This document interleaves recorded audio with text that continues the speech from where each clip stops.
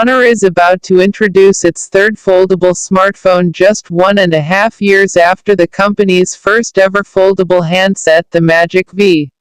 Its sequel was just a slight upgrade over the original model, which is why it was probably called Honor Magic Versus. However, come July 12, Honor is reportedly preparing to announce a full-fledged sequel to its original foldable smartphone. The upcoming Honor Magic V2 will feature major upgrades over the Magic V, at least according to the latest rumors. For starters, the Magic V2 will be equipped with Qualcomm Snapdragon 8 Plus Gen 1 and Snapdragon 8 Gen 2 chipsets depending on market, paired with up to 16 GB RAM and 512 GB internal memory. Also, the foldable device will boast an LTPO display featuring 2K resolution. The last piece of information about the Magic V2 is related to its energy source.